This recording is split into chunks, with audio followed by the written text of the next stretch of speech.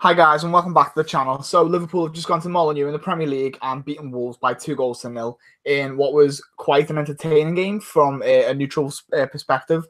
Although, the perspective that I'm looking at is from a Liverpool point of view. So, even better as well for us to go and get the win against a tough side who a lot of teams would have looked at this fixture and said, Liverpool could slip up here. And, rightly so, because Wolves have been very good this season, especially against big sides.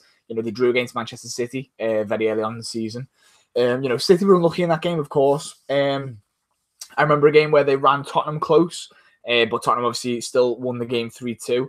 And then in recent weeks, they beat Chelsea as well, which obviously ended, I think, Chelsea's unbeaten run in the league. So, a good side by all accounts, a side that can play attacking football, a very good manager in the Premier League, a very new manager in the Premier League. Obviously, they come up from the Championship.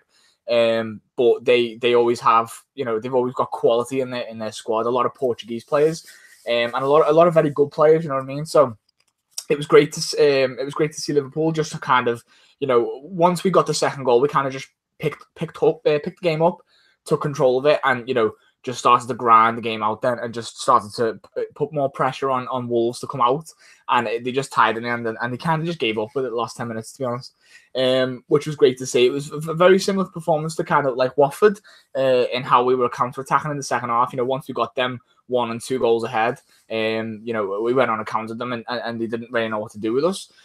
So yeah, a lot of pressure for us being in the Friday night football, the first game of the weekend, as it is, because obviously Christmas is coming a few days away, so the fixtures roll up in the air. So now we've put ourselves 4 points ahead of the Premier League team in second place, which are obviously the Premier League champions, Manchester City, for anybody who's living under a rock. I don't know why I'm saying it.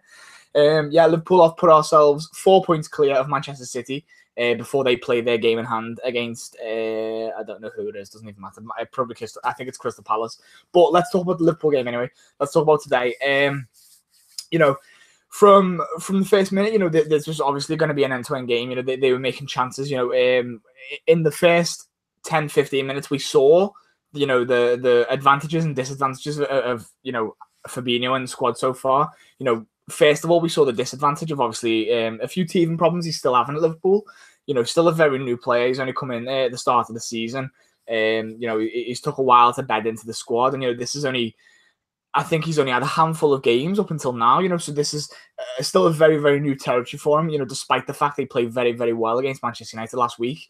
He comes into this game, he gives a pass away, and to be fair, Adama Traore probably should, hit the target. He doesn't even hit the target with the shot, to be fair. So, Fabinho was kind of let out of jail. Van Dijk does well to kind of bail him out as well by blocking the room to the back post. Anyway, so Fabinho, gets let off at one, and then, 5 minutes later, he's up the other end, and we see the qualities of Fabinho, the qualities that we saw for Monaco, when he was playing right back and stuff like that. He gets down the right-hand side. Mane plays a 1-2 with Mane, gives Mane the ball on the outside. Mane plays him through, and on the right-hand side, he picks out a cross, and he picks out Mo Salah. And in that kind of area, in and around the penalty area in 6-yard box, Mo Salah is at his most dangerous, and his instinct will kick in and he will score goals, and he did in this instance. And 50 minutes in, Liverpool 1-0 up in the game, and it was fantastic to see because, like I said, Wolves were attacking us, and, they were getting little breaks on the counter-attack, and, we did well to defend against it. But then, once we took our opportunities, once we got our opportunities, we did take them, which was, it was good to see that we were getting the reward in a way. Sorry, a little pop-up just jumped on my screen. Yeah, it was good to see Liverpool getting the reward for the attacking play that we showed, and Fabinho in this instance was very good in the build up to that game play. So then, yeah, we go from then to the end of the half 1-0, and things are looking good. Although they, like I said, they are attacking us, so it would have been good to go in maybe 2-0. In hindsight, of course, now it doesn't really matter. But at this point, they were starting to break us down on counter attacks and stuff like that. So it was obviously still going to be a nervy game to come out in the second half. So Liverpool did. They come out in the second half, and pretty much the same. Really, we were having chances, we were having opportunities, and then they were kind of just striking back on the counter attack. I will say it again, a very good side Wolves are, and this game proves it. To be fair, they were very good, very well set up by the manager. A back three transition into a back five, and then the break with the pace on the wings, and it's a very good little setup that they've got going on there. A good manager with a good little philosophy, and sorry, not a good little philosophy. That makes it sound really degrading. A good philosophy, and it suits Wolves. It suits the players that they've got in that team. So.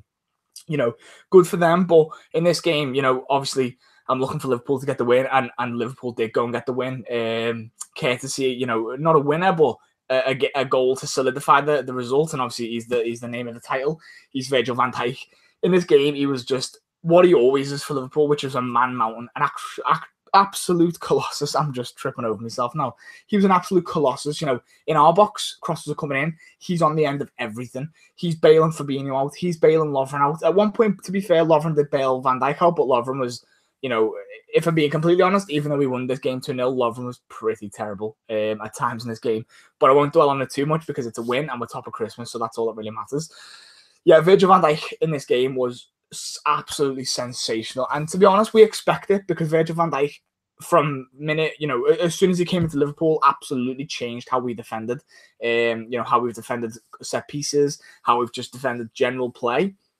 His position is absolutely immense. And, that's something that people don't really understand.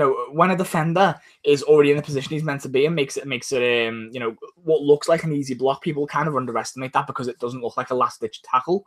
It's not a last-ditch challenge and it doesn't look great on the eye. But what you need to understand is Virgil van Dijk knows how to organise a defence, a full defence of three other people with him and obviously a goalkeeper behind him. He's a leader from the back and he knows exactly where he needs to be.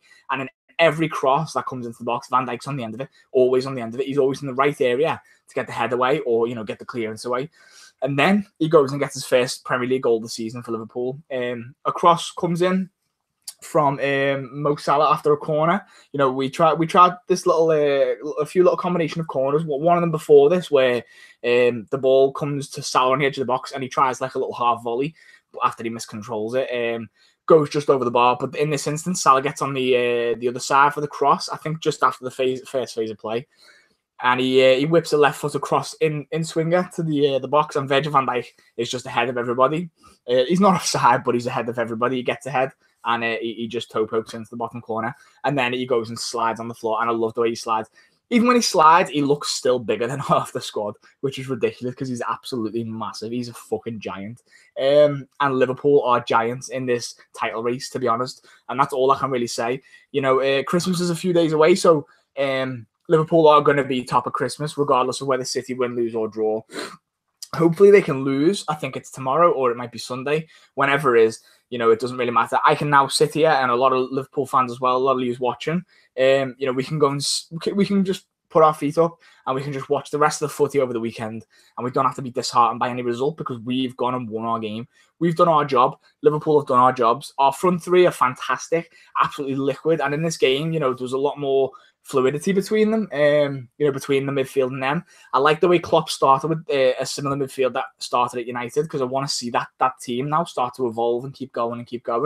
The only omission was Henderson instead of Wijnaldum in the three in midfield, but Fabinho and Keita did get start. Unfortunately, Keita did get injured.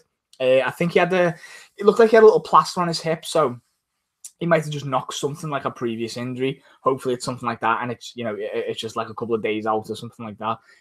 Especially now, this time of the season, you can't be losing any more players. We've already lost Gomez. We've already lost Matip. We're already, without Trent Alexander-Arnold for a couple of weeks. So I think his stream's lagging. Sorry. We've already got injuries to the squad that we don't need, and another one to the midfield is something that we do not need.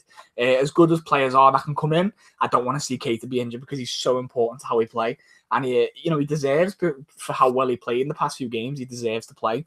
But Lallana come on and looked fine, to be honest. So, looking back to what we know Lallana is, his little neat flicks, tricks and turns, charging 50 yards to go and press, which is absolutely what I love Lallana for. I think people forget again about Lallana. There's a lot of players in the squad that people forget their qualities. Nathaniel Klein was one last week against Manchester United. Absolutely solid. 7, 8 out of 10 performance every single week for him. from him is what we got when in his first season when he signed. Lallana, of course, was a slow bloomer. Under Rodgers wasn't great. Under Klopp was an absolute like a stalwart. You know, he was Klopp's favorite player. He lives next door to Klopp, so you know, he was one of our pressing triggers. And you know, you see Lallana.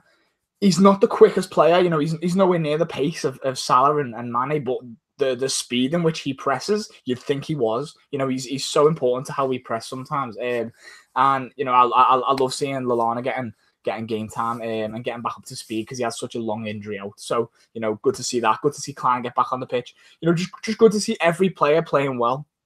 James Milner again. I do want to say just very quickly on James Milner for people who are still watching.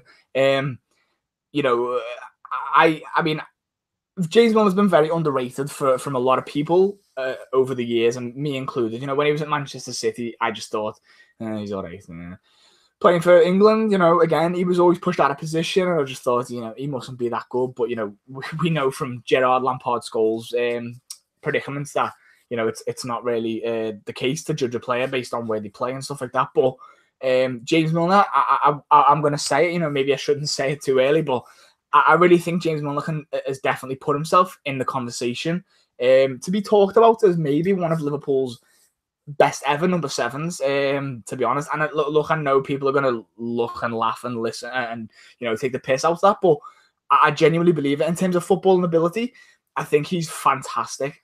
For a man to, you know, come in from playing like right wing at Manchester City, he wanted to be central midfielder. You know, he kind of got lied to by Rodgers, but you know, Klopp decided to play him wing, play him centre mid. And a couple of seasons ago, he's playing all season long at left back. You know, the man had to learn a new position. You know, I know footballers on the pitch know their roles and stuff like that, but you know, James Milner to go and play left back for a season, to completely sacrifice his own, you know, his own football going forward, you know, because James Milner's a good player going forward, and the season before that he was our top assist maker in all competitions. Then he goes and plays a season at left back, and he's absolutely incredible, helps us get top four. And then, you know, this season now with injuries and stuff, he's, you know, filling again at fullback and stuff like that. The man is just an absolute, you know, I can't really think of the words, you know, that I want to say about him right now, but you know, for a man to come in and be that versatile for Liverpool, you know, we think of, you know, players that we think of that can't really do these different roles in the team. You know, you look at players like Henderson couldn't do that, Naby Keita couldn't do that, Fabinho probably could because he's played fullback before, but you know, he's probably the only one. Gini Wijnaldum's played in a back three, so be fair to him, yeah.